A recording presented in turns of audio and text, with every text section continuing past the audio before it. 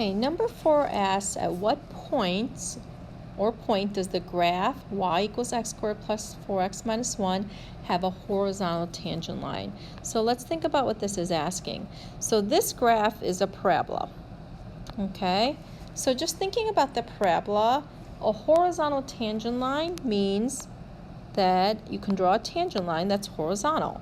So what do we know about a horizontal tangent line? We know that the slope of this horizontal tangent line is 0. So when you see those words, horizontal tangent line, that is saying that the derivative, or y prime, is going to be equal to 0. So I have y. I can find y prime using my rule. So y prime is 2x plus 4. And this is telling us I want to figure out when y prime is equal to 0. So that's what I'm trying to solve. And when I solve it, I'm going to end up with x equals negative 2. Notice it does ask at what point. It doesn't just ask for the x value. So to find the actual point, there's my x. I'm going to take the x and plug it back into this equation to find the matching y value. And if you do that, you should get negative 5. So on this graph, that point right there is the point negative 2, negative 5. Okay. Number 5, you're given a cubic function, x cubed plus kx, and the line 6x minus 2. I want to figure out what that k value has to be so this line is tangent to this function. So again, let's think about graphically what this means. You have a cubic function. I don't know exactly what it looks like, but there's a cubic function. And there's a line that's tangent to it. So we don't know exactly where that's going to be, but I have a line that's tangent. I want to figure out what that k has to be so that line is tangent to that function.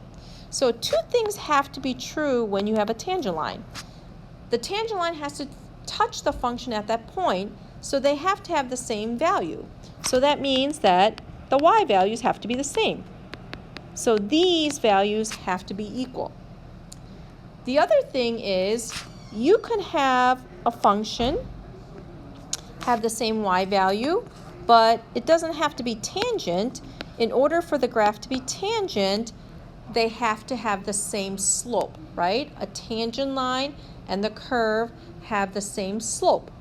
So in order for them to share the same slope, we want the derivatives to be the same. So the derivative of the cubic would be 3x squared plus k.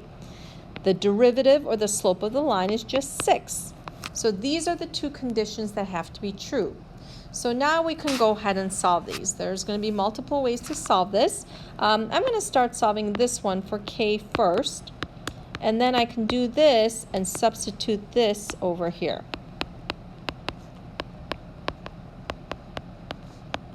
And then from here, it's going to be a lot of algebra. I'm going to distribute. So I have 6x minus 3x cubed equals 6x minus 2. I'm going to go ahead and combine like terms. These will drop out. I get to here. This factors pretty nicely. So really, x equals 1 is where this happens.